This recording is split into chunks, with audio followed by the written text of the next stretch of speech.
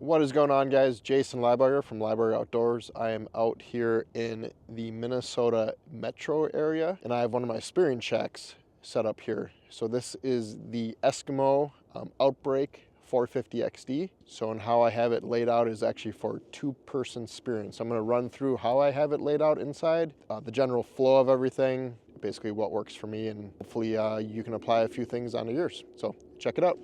Real quick before we head inside, you can see out here I have a cooler and then the propane tank and then the chunks of ice that I have for spearing. What I do is pull the chunks out and I leave them out on the ice until I'm done. Then I put them in the hole and then I mark it. So that's really important. I think that's one of the best ways of actually doing it, because you fill the hole back in for the most part and then marking it so everybody is kept safe. So let's head inside.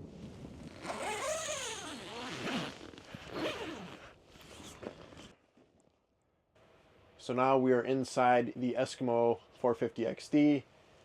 With the camera and lens angle, it's going to be hard to kind of capture everything all at once, but I'll do my best. Basically on the far side, I have one chair set up, a couple mats underneath it. That just helps as things melt a little bit. It keeps you a little bit more in your place, a little less slippery. So that's what I do for that. As you can see overall though, I do have the shack at a 45 to the hole. Basically the hole is going from a corner to a corner basically. That allows me to run my decoy rigs across the top when they follow the two poles on either side. So this is my normal decoy rig for pop-up shelters. So check out the video I have on that if you want. So then as we look around, the main thing, right, is the spearing hole. This one is roughly 30 inches by 50 inches. So pretty good size hole. I do like to run a larger hole for spearing just because I like the big screen, the big TV screen effect. So you can see panfish, you can see all sorts of stuff. It's pretty fun to watch.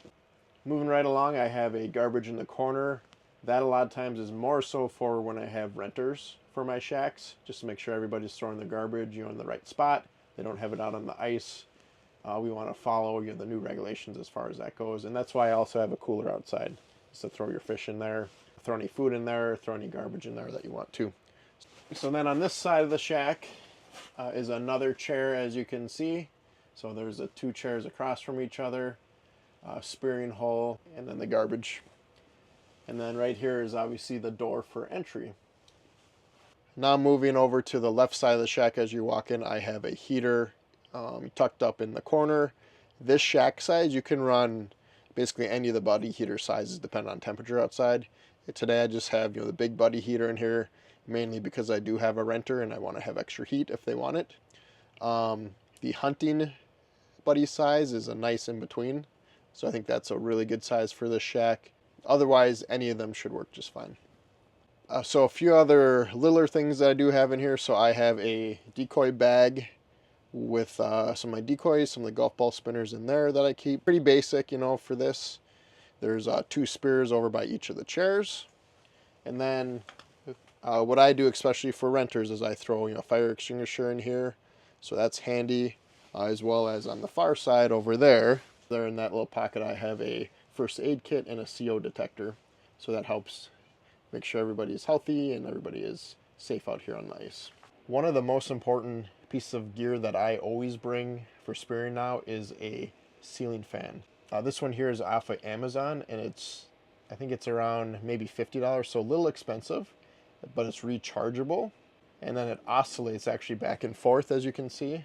And then it has all sorts of adjustable positions, which is nice, different speeds, and it'll last like all weekend.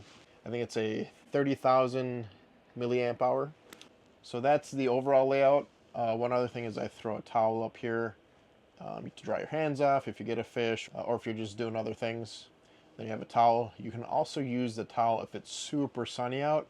There's a chance you get a little bit of light in here when you close all the windows. So you throw that on the sunny side. Just tuck it into the poles. If you use a larger towel like this, you can actually block a couple of the windows if it's really sunny out. Otherwise, if it's not really sunny, not a problem in here at all. So all I do for spearing is I will close off all the windows. I'll make sure snow is all the way around the skirt, so that will protect light from actually coming in. So then the last thing I do for the larger door, this is a little bit harder to block all the light from. So what I do there is I close it up. When I go to spear, I'll kneel down and pull the skirt in a little bit, make sure it's kind of tight and tucked in and close any of like the light gaps. So 450XD, really good shack overall for 2 people spearing. You could easily fit another guy in here. I'd say up to 3, probably 2 with spears, 1 to watch, because overall there's a little more room on the door side. But yeah, I keep this in mind. Hopefully it helps. So if you haven't done so though, please like and subscribe. And if you do want to get out spearing and you don't have the gear or you don't know what to do, please reach out. I offer both outfitting packages as well as educational packages. So feel free to check that out on the website or just reach out direct. Thanks.